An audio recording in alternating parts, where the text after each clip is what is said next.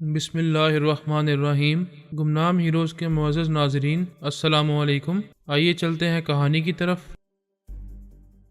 ان دونوں کا خیال تھا کہ وہ اعلیٰ حکیم ان کی سوچ کی لہروں کو سنتے ہی اور ان کے نام معلوم ہوتے ہی گھبرا جائے گا، ان کے سامنے گڑ گڑانے لگے گا، لیکن اس نے بڑے اطمینان سے کہا، ہاں میں سمجھ رہا ہوں کہ تم چنڈال جوگیا ہو۔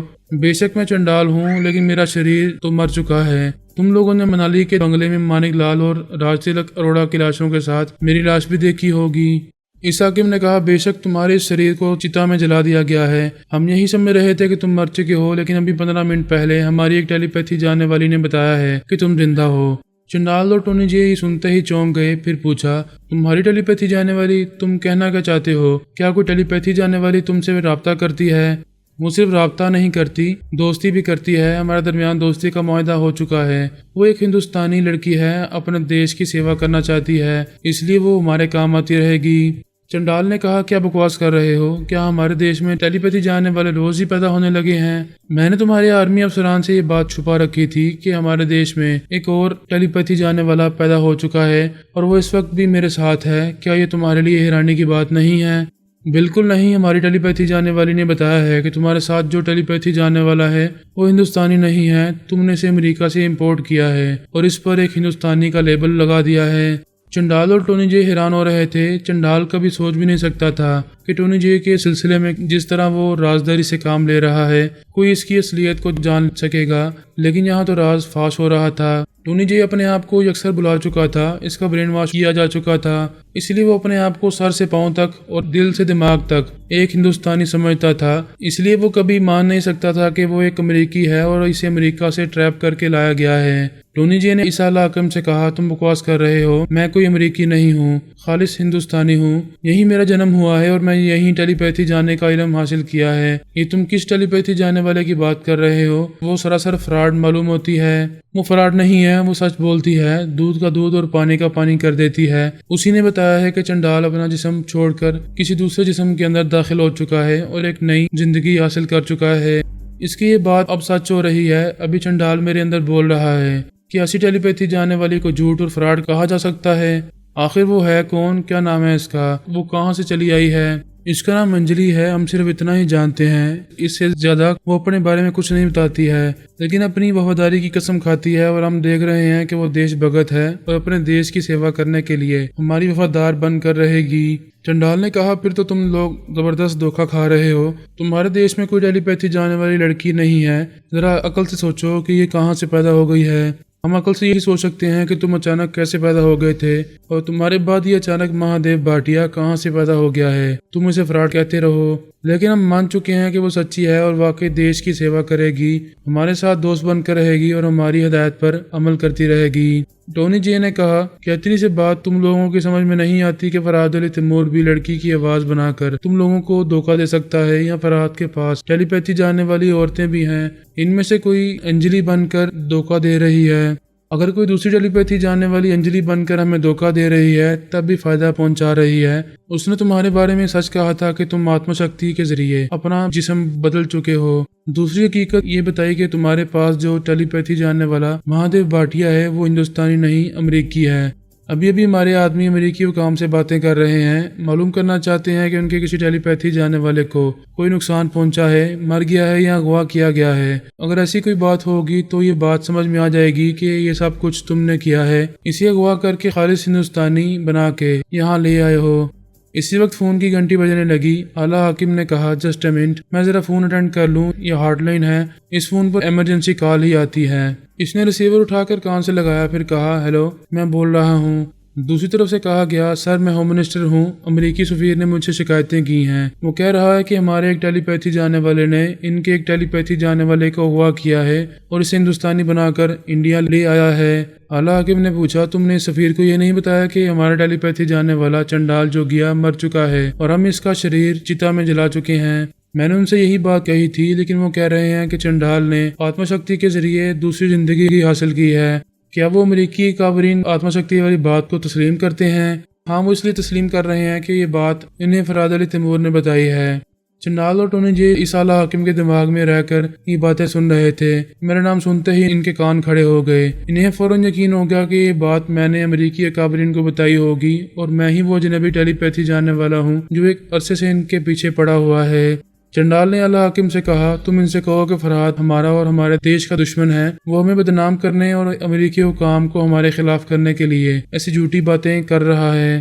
اعلیٰ حاکم نے ہوم منسٹر سے یہی بات کہی۔ ہوم منسٹر نے کہا، سر ہم سب یہ اچھی طرح جانتے ہیں کہ فرحاد ہمارا دشمن ہے۔ یہ بات میں نے سفیر سے کہی تھی کہ وہ جھوٹ بول رہا ہے اور انہیں ہمارے خلاف بھڑکا رہا ہے۔ ہمارے دیش میں کسی بھی امریکی ٹیلی پیتھی جاننے والے کو اغوا کر کے نہیں لایا گیا ہے، لیکن وہ یہی کہتا ہے کہ یہاں ایک نیا ٹیلی پیتھی جاننے والا ہے، اس کا نام مہادیو بھاٹیا ہے اور یہ دراصل ان کا امریکی ٹیلی پیتھی جاننے والا ٹونی جے ہے، جس کو تنویمی عمل کے ذریعے تبدیل کر کے خالص ہندوستانی بنا دیا گیا ہے۔ ٹونی نے اس اعلیٰ حاکم کے دماغ میں کہا، یہ سراسر بکواس ہے، میں مہادیو بھاٹیا ہوں، میں پیدائشی ہندوستانی ہوں، یہ مجھے خواہ مخواہ الزام دے رہے ہیں اور فرحاد انہیں ہمارے خلاف بھڑکا رہا ہے۔ لیکن چنڈال اچھی طرح جانتا تھا کہ میں درست کہہ رہا ہوں اور ٹونی جے کی حقیقت کو امریکی کابرین تک پہنچا چکا ہوں۔ اب وہ لوگ یقیناً انتقامی کارروائیاں کریں گے اور ٹونی جے کو یہاں سے لے جانے کی ہر ممکن کوشش کریں گے۔ حکومتی لیول پر جو مخالفانہ اقدامات کیے جائیں گے وہ تو ایک الگ سی بات ہے، اس کے علاوہ ٹونی جے کو یہاں دن رات تلاش کیا جائے گا۔ ہو سکتا ہے کہ امریکی جاسوس اور ٹیلی پیتھی جاننے والے کسی بھی طرح اس کا سراغ لگا لیں، پھر تو مشکل ہو جائے گا۔ وہ دانت پیستے ہوئے سوچ رہا تھا کہ میں اس کے لیے مشکلات پیدا کر رہا ہوں، اگرچہ یہ کوئی ثابت نہیں کر سکتا تھا کہ اس کے ساتھ جو مہادیو بھاٹیا ہے وہ دراصل ٹونی جے ہے۔ نہ کوئی ثابت کر سکتا تھا، نہ کوئی گواہ ہے اور نہ ہی کوئی ٹونی جے کے اندر گھس کر اس کی اصلیت اگلوا سکتا تھا۔ اس کا ذہن تو بالکل ہی واش ہو چکا تھا، وہ اپنا ماضی اکثر بھول چکا تھا۔ کوئی بھی اس پر تنویمی عمل کر کے اسے اس کا ماضی یاد دلانا چاہتا تب بھی اسے یاد نہ آتا۔ جبراً اس کے دماغ میں یہ بات ٹھونسی جاتی کہ وہ ٹونی جے ہے تو وہ شاید تنویمی عمل کے زیر اثر رہ کر اس بات کو قبول کر لیتا، لیکن اس عمل سے نکلنے کے بعد پھر خود کو ہندوستانی کہنے لگتا۔ چنڈال کو یہ اندیشہ نہیں تھا کہ ٹونی جے کبھی بدظن ہو جائے گا، اسے چھوڑ کر چلا جائے گا۔ وہ پورے یقین سے سمجھ رہا تھا کہ اب وہ مرتے دم تک مہادیو بھاٹیا ہی رہے گا۔ اس کی اصل پریشانی یہ تھی کہ میں اس کے پیچھے پڑ گیا تھا اور یہ انکشاف ہو گیا تھا کہ وہ اجنبی ٹیلی پیتھی جاننے والا میں ہی ہوں، اور بہت دنوں سے اس کا محاصرہ کر رہا ہوں اور جگہ جگہ اس کے لیے مشکلات پیدا کر رہا ہوں، اور نہ جانے میں کیا کچھ کرنے والا ہوں۔ اس نے ٹونی سے کہا، میرے دماغ میں آؤ، ہم اس سلسلے میں کچھ باتیں کریں گے۔ وہ دماغی طور پر اپنی جگہ حاضر ہو گیا۔ ٹونی نے کہا، میں تمہاری پریشانیاں سمجھ رہا ہوں۔ فرحاد علی تیمور صرف بھارتی کابرین کو ہی نہیں، امریکی کابرین کو بھی تمہارے خلاف بھڑکا رہا ہے۔ چنڈال نے کہا، وہ کمبخت اچھی طرح جانتا ہے کہ وہ بھارتی کابرین سے دوستی کرنا چاہے گا اور میرے خلاف بھڑکانا چاہے گا تو وہ کبھی یقین نہیں کریں گے، وہ ہمیشہ سے ہمارا دشمن رہا ہے۔ اس لیے اس نے بھارتی کابرین کو الو بنانے کے لیے ایک ٹیلی پیتھی جاننے والی انجلی کو پیدا کیا ہے۔ بے شک یہی بات ہے، اس کے خاندان میں بھی ٹیلی پیتھی جاننے والی عورتیں موجود ہیں، ان میں سے کوئی عورت انجلی بن کر بھارتی کابرین کو دھوکہ دے رہی ہے۔ کوئی ٹیلی پیتھی جاننے والی عورت نہ ہو تب بھی فرحاد بہت بڑا بے روپیہ ہے، وہ کسی لڑکی کی آواز بنا کر گھنٹوں بول سکتا ہے اور دھوکہ دے سکتا ہے۔ وہ بڑی چلاکی سے یہاں انجلی بن کر ہمارے بھارتی کابرین کو دھوکہ دے رہا ہے اور وہاں خود کو ظاہر کر کے امریکی کابرین کو تمہارے خلاف بھڑکا رہا ہے۔ 6 یوگا جاننے والے کابرین زبردست تھے، مجھے تو یوں لگ رہا تھا جیسے میں کبھی ان کی قید سے رہائی نہیں پا سکوں گا، لیکن اپنی حکمت عملی اور تمہارے تعاون سے رہائی چاہ رہا تھا کہ ایسے وقت فرحاد نے مجھے کسی چلاکی سے روکنے کی کوشش کی تھی اور تمہارے بارے میں معلوم کرنا چاہتا تھا۔ عین اس وقت جب ہم پوری طرح کامیاب ہو رہے تھے وہ ہمیں ناکام بنانے آ گیا تھا۔ اگر مجھے آتما شکتی کا علم نہ آتا تو مر چکا ہوتا۔ ٹونی، ابھی تم اس بارے میں کچھ نہیں جانتے ہو، بس یہ سمجھ لو کہ وہ نادیدہ موت ہے، ہمارے آس پاس موجود ہو سکتا ہے اور ہم اسے دیکھ نہیں پاتے۔ ہم 2 نہیں 2000 ٹیلی پیتھی جاننے والے ہوں تب بھی اس کا کچھ نہیں بگاڑ سکیں گے۔ ہماری بہتری اور سلامتی اسی میں ہے کہ اس کے خلاف کبھی محاذ رہی نہ کریں، بالکل چپ سادھ لیں۔ ٹونی نے کہا، تم اس سے بہت زیادہ خوفزدہ ہو، میں نے بھی اس کے بارے میں بہت کچھ سنا ہے، میں تم سے بحث نہیں کروں گا۔ ویسے دانشمند یہ ہے کہ ہم کمزور دشمن سے کترا کر سلامت رہ سکتے ہیں تو اس سے مقابلہ بھی نہیں کرنا چاہیے۔ تم ٹھیک کہتے ہو، ہم اس کے خلاف محاذ رہی نہیں کریں گے، لیکن ہم جب بھی خیال خوانی کریں گے اور بھارتی کابرین سے رابطہ کریں گے تو وہ انجلی بن کر ان کے دماغوں میں آ کر ہماری باتیں سنتا رہے گا۔ ہم تو اس کے خلاف کچھ نہیں کریں گے، لیکن وہ ہمارے خلاف بہت کچھ کرتا رہے گا۔ ٹونی جے نے ایک ذرا توقف سے کہا، تم ناگپور شہر میں پہنچے ہوئے ہو اور میں دہلی میں ہوں، ہمارے درمیان بہت فاصلہ ہے، کیا تم وہیں رہو گے؟ مجھے دلی پسند ہے، میں وہی آؤں گا، ہم ایک ہی شہر میں رہیں گے لیکن ذرا دور دور رہا کریں گے، وہیں تمام حکمران، سول اور آرمی افسران اور دیگر سیاستدان رہتے ہیں، ہم خیال خوانی کے ذریعے ان سے نمٹتے رہیں گے اور دور دور سے تماشا بھی دیکھتے رہیں گے۔ تو پھر کب آ رہے ہو؟ میں سیٹھ ہریش چندر کے جسم میں ابھی آیا ہوں، پہلے یہاں کے کچھ حالات معلوم کر لوں، یہاں کے رشتہ داروں اور دوست احباب کو دیکھ لوں۔ سیٹھ ہریش چندر بن کر رہنے کے لیے ان سب کو جاننا پہچاننا بہت ضروری ہے۔ میں کوشش کروں گا کہ کل دہلی تک پہنچ جاؤں۔ میں یہاں تنہا رہتا ہوں، دن رات خیال خوانی کرنے کے بعد تفریح کا موڈ ہوتا ہے تو بالکل تنہائی محسوس ہوتی ہے، کوئی ساتھی نہیں ہوتا۔ تمہیں روکا کس نے ہے؟ خوب کھاؤ پیو اور کسی حسینہ سے دوستی کر لو۔ میرا مزاج ایسا نہیں ہے، یہاں آتے ہی تم نے اپنی بیٹی سے تعارف کروایا تھا، میں تو اسے دیکھتے ہی پسند کرنے لگا ہوں، اسے اپنی لائف پارٹنر بنانا چاہتا ہوں۔ چنڈال نے افسوس کا اظہار کیا، میں کیا کروں، پتہ نہیں میرے نصیب میں کیا لکھا ہے، کامیابی ملتی ہے لیکن ناکامی بھی ہوتی ہے۔ میری بیٹی پتہ نہیں مجھ سے جدا ہو کر کہاں گم ہو گئی ہے، لیکن مجھے یہ خوشی یہ ہے کہ تم اسے چاہتے ہو، اسے کسی طرح تلاش کرنے کی کوشش کرو۔ تمہاری بیٹی انیتا ممبئی میں تھی، پتہ نہیں اب کہاں ہوگی، سوچتا ہوں کہ اب ممبئی جا کر اسے تلاش کروں۔ اتنے بڑے شہر میں کہاں ڈھونڈتے پھرو گے، پہلے کسی طرح سراغ لگاؤ کہ وہ کہاں ہے۔ اگر ہمارا وہ دشمن فرمان ہماری نظروں میں آ جائے یا کسی طرح اس سے رابطہ ہو جائے تو شاید اس کے ذریعے انیتا کو سراغ مل جائے۔ دروازے پر دستک سنائی دی۔ چنڈال خیال خوانی کرتے کرتے چونک گیا، ناگواری سے دروازے کی طرف دیکھتے ہوئے بولا، کوئی آیا ہے؟ میں نے منع کیا تھا کہ کوئی یہاں نہ آئے۔ اس نے ناگواری سے کہا، آ جاؤ۔ دروازہ ہلکے سے کھلا، اس کے ساتھ ہی چنڈال کی آنکھیں حیرانی سے کھل گئیں۔ ایک نہایت ہی حسین بھرپور اور جوان عورت کھلے ہوئے دروازے کے پاس کھڑی تھی۔ اس نے ہاتھ جوڑ کر نمستے کہا۔ چنڈال اپنا غصہ بھول گیا، اسے ایسے دیکھنے لگا جیسے زندگی میں پہلی بار عورت کو دیکھ رہا ہو۔ اس کے حالات بھی کچھ ایسے ہی تھے، ایک طویل عرصہ قیدی بن کر رہا تھا، عورتوں کو دیکھنا تو دور کی بات ہے، ان کا تصور بھی اس قید خانے میں نہیں تھا۔ اس نے اب تک کوئی ہوس بھری آواز نہیں سنی تھی۔ سیٹھ ہریش چندر کا جسم حاصل کرتے ہی اس کی پتنی آ کر اس سے لپٹ گئی تھی اور خوشی سے روتے ہوئے اپنی آواز سنا رہی تھی۔ کیسی بونڈی آواز تھی۔ ایک عرصے بعد ایک گھسی پیٹی عورت آ کر گلے لگ گئی تھی۔ کہاں وہ اور کہاں یہ، سراپا حسن شباب۔ جب اس نے نمستے کہا تو ایسے لگا جیسے وہ گنگناتی ہوئی سیدھی دل میں اتر رہی ہے۔ ٹونی جی نے کہا، مسٹر چنڈال، تم تو اسے دیکھتے ہی اپنے ہوش و آواز کھو بیٹھے ہو۔ میں نے اس کی آواز سن کر اس کے خیالات پڑھے ہیں، یہ تمہارے بڑے بیٹے کی ہونے والی بیوی ہے، اس کے ساتھ تمہارے بیٹے کا رومانس چل رہا ہے۔ وہ ناگواری سے بولا، کیوں بکواس کرتے ہو، یہاں میرا کوئی بیٹا نہیں ہے، میرا خون کا رشتہ کوئی نہیں ہے۔ تم بھول رہے ہو کہ تمہارا جسم سیٹھ ہریش چندر کا ہے اور اس میں جو خون گردش کر رہا ہے اسی خون سے اس کے بیٹے نے جنم لیا ہے، تم اس رشتے سے انکار نہیں کر سکو گے۔ اچھا تم جاؤ، شانتا بائی اور اس کی بیٹی کے بارے میں سوچو کہ کس طرح ان کی نگرانی کرو گے اور کس طرح فرات تک پہنچ سکو گے۔ ٹونی جی حکم کا بندہ تھا، فوراً ہی حکم کی تعمیل کے لیے چلا گیا۔ وہ جوان عورت چونکہ ہونے والی بہو تھی اس لیے اس کے پاس آ کر سامنے جھک کر اس کے پاؤں چھونے لگی۔ چنڈال کا فرض تھا کہ اس کے سر پر ہاتھ رکھ کر آشیرواد دیتا، لیکن اس نے اس کے بڑے بڑے بازوؤں کو تھام کر اٹھاتے ہوئے کہا، یہ کیا کر رہی ہو، تم قدموں میں رہنے کے لیے نہیں دل میں رہنے کے لیے پیدا ہوئی ہو، آؤ میرے سینے سے لگ جاؤ۔ وہ ایک دم سے چونک کر اسے دیکھتے ہوئے بولی، یہ آپ کیا کہہ رہے ہیں؟ وہ آگے بھی کچھ کہنا چاہتی تھی، چنڈال نے اس کے اندر پہنچ کر اسے کچھ کہنے سے روک دیا۔ اس کے اندر یہ خیال پیدا کرنے لگا کہ یہ مہیش چندر کے باپ ہیں لیکن عمر سے باپ نہیں لگتے، کیسے قبرو جوان ہیں، نئی زندگی ملتے ہی پہلے سے زیادہ جوان اور پرکشش دکھائی دینے لگے ہیں۔ میرا جی چاہتا ہے کہ آگے بڑھ کر سینے سے لگ جاؤں لیکن مجھے لاج آ رہی ہے۔ وہ سر جھکا کر شرمانے لگی، مسکرانے لگی۔ چنڈال نے سوچا اتنی جلدی نہیں کرنا چاہیے، آہستہ آہستہ پگھلانا ہوگا ورنہ بات بگڑ جائے گی۔ اس نے دونوں بازوؤں کو چھوڑتے ہوئے کہا، دراصل مجھے نئی زندگی ملی ہے تو میں خوشی سے پاگل ہو رہا ہوں اور تم پر تو اتنا پیار آ رہا ہے کہ میں نے سینے سے لگانے والی بات کہہ دی، تم اس بات کا برا نہ ماننا۔ وہ انکار میں سر ہلا کر بولی، نہیں آپ تو پتا۔ وہ اسے پتا کے جیسے کہنا چاہتی تھی، چنڈال نے اسے کہنے سے روک دیا۔ اس کی زبان دانتوں کے نیچے آ گئی، وہ تکلیف سے ایک دم تل ملا گئی، ہائے ہائے کرنے لگی۔ چنڈال نے جلدی سے اس کے چہرے کو تھام کر ادھر ادھر سے چھوتے اور سہلاتے ہوئے کہا، کیا ہوا تمہیں، کیا ہوا؟ یہ کہتے ہی وہ اس کے دماغ پر حاوی ہو گیا۔ وہ ایک دم سے آگے بڑھ کر اس کے سینے سے لگتے ہوئے بولی، پتہ نہیں کیا ہو گیا تھا، میری زبان دانتوں میں آ گئی، تکلیف ہو رہی ہے، ہائے میں مر جاؤں گی۔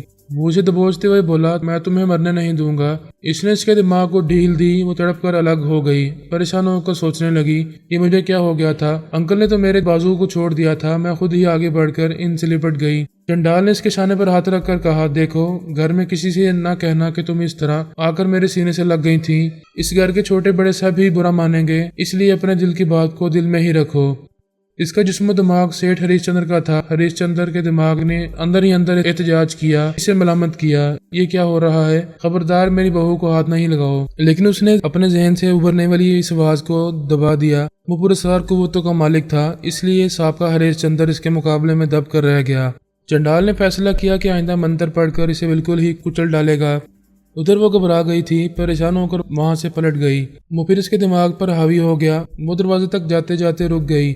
اس کا دل تیزی سے دھڑک رہا تھا۔ وہ گہری گہری سانس لیتے ہوئے سوچ رہی تھی کہ یہ مجھے کیا ہو گیا ہے، میں ہونے والے سوسر جی کی طرف کیوں مائل ہو رہی ہوں، میرا دل کیوں کھینچا جا رہا ہے، وہ مجھے اچھے کیوں لگ رہے ہیں۔ وہ سوچتے سوچتے چونک گئی۔ اسے اپنی گردن پر گرم گرم سانسیں محسوس ہونے لگیں۔ وہ آ کر اس پر جھک گیا تھا، سرگوشی میں کہہ رہا تھا، جو دل کہتا ہے وہ مان لینا چاہیے۔ اپنے دل اور آنکھوں کو کون اچھا لگتا ہے، کسی کی طرف دل کھینچا جاتا ہے، یہ فیصلہ تم کرو۔ ابھی جاؤ اور سنجیدگی سے سوچو، لیکن خبردار کسی سے کچھ نہ کہنا، کہو گی تو بدنام ہو جاؤ گی۔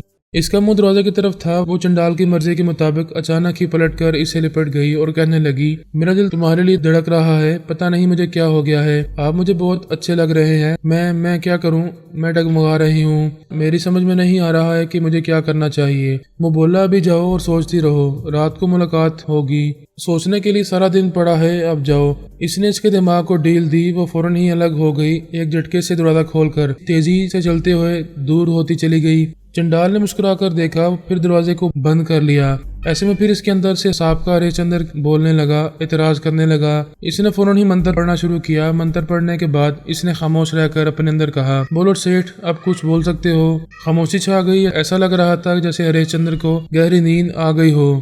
میں پہلے یہ بیان کر چکا ہوں کہ شانتا بائی کی جوان بیٹی نیہا مر چکی تھی، لیکن میں نے خیال خوانی اور ترمیمی عمل کے ذریعے شانتا بائی کا دماغ اس طرح پھیر دیا تھا کہ وہ میری بیٹی آلا بی بی کو اپنی بیٹی نیہا سمجھنے لگی تھی اور اسی کو بھرپور ممتا دے رہی تھی۔ کیونکہ نیہا بچپن سے ہی لندن اور نیو یارک میں پرورش پاتی رہی تھی، اس لیے رشتہ داروں نے اسے جوانی میں نہیں دیکھا تھا۔ جب آلا بی بی نے نیہا کی جگہ لی تو سب نے اسے شانتا بائی کی بیٹی نیہا مان لیا۔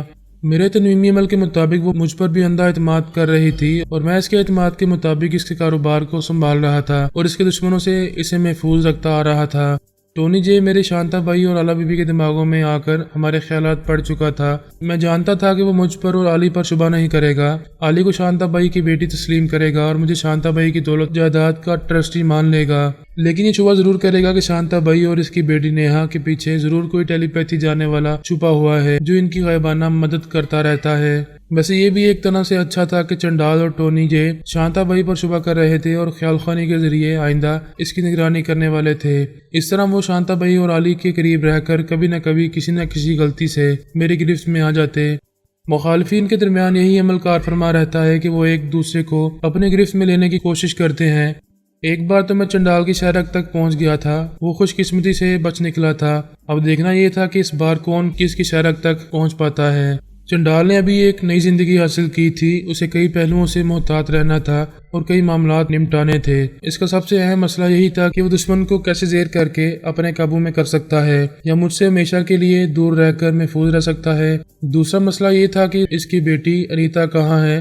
وہ بیٹی سے ٹونی جے کو منسوب کر کے اس سے دوستی اور رشتہ داری کو مزید مضبوط کرنا چاہتا تھا۔ تیسرا مسئلہ یہ تھا کہ وہ بھارتی حکمرانوں کو اپنے زیر اثر لانا چاہتا تھا اور اس طرح ان پر درپردہ حکومت کرتے ہوئے ہندوستان پر حکومت کرنا چاہتا تھا۔ ایسے وقت کوئی ٹیلی پیتھی جاننے والی انجلی ان حکمرانوں کا سہارا بن کر آ گئی تھی اور اس کا کام خراب کر رہی تھی، اور وہ یقین کے ساتھ یہ سمجھ رہا تھا کہ انجلی نام کی کوئی ٹیلی پیتھی جانے والی نہیں ہے، یہ میں ہی ہوں جو انجلی بن کر بھارتی کابرین کو دھوکہ دے رہا ہوں اور اس کے لیے مشکلات پیدا کر رہا ہوں۔